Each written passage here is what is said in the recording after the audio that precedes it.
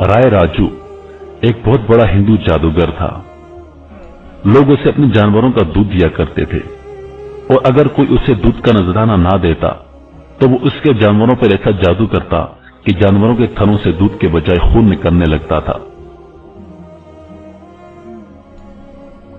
एक दिन एक बूढ़ी औरत राय राजू के पास दूध ले जा रही थी कि हजरत दादा अली हजवेरी रहमतुल्लाह अलैह ने उससे बुलाकर फरमाया कि यह दूध मुझे दे दो और जो इसकी कीमत बनती है वो ले लो।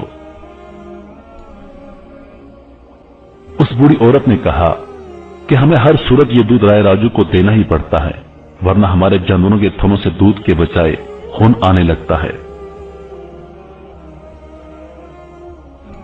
उस पर हजरत दादा साहब रहमतुल्लाह अलैह ने मुस्कुराकर फरमाया कि अगर तुम ये दूध मुझे दे दो तो तुम्हारे जानवरों का दूध पहले से कहीं ज्यादा बढ़ जाएगा। ये सुनते ही उस औरत ने आपको दूध पेश कर दिया।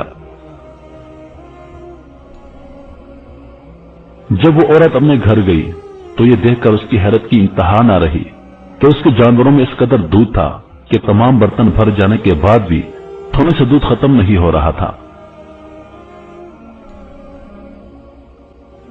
जब आप रहमतुल्लाह अलैह की ये जिंदा करामात लोगों में आम हुई तो गिरदो नमाज से लोग दूध का नजराना लेकर आप रहमतुल्लाह अलैह की खिदमत में हाजिर होने लगे।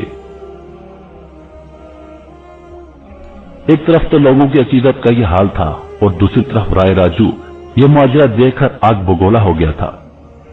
आखिरकार आप रहमतुल्लाह अलैह की बारगाह में हाजिर हुआ और उन्हें मुकाबले के लिए ललकारा और कहा कि अगर आपके पास कोई कमाल है तो दिखाइए।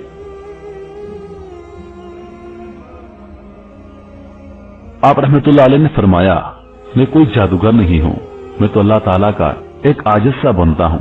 हां, अगर तुम्हारे पास कोई कमाल है तो तुम दिखाओ। ये सुनते ही राय राजू अपने जादू के जोर पर हवा में उड़ने लगा। आप रहमतुल्लाह अलैह ये देखकर मुस्कुराए और अपने जूते हवा में उछाल दिए। जूते राय राजू के साथ हवा में उड़ने लगे और उसके सर पे पड़ने लगे।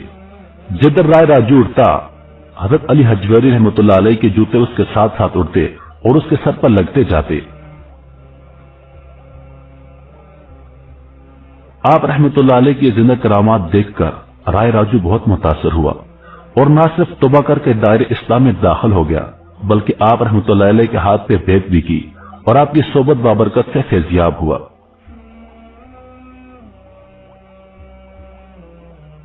हजरत दादा गंज बख्श रहमतुल्लाह अलैह ने उसका नाम अहमद रखा और शेख हिंदी का खिताब अता फरमाया। शेख हिंदी की औलाद उस वक्त से लेकर आज तक खानका की खिदमत के फराइज अंजाम देती आ रही है।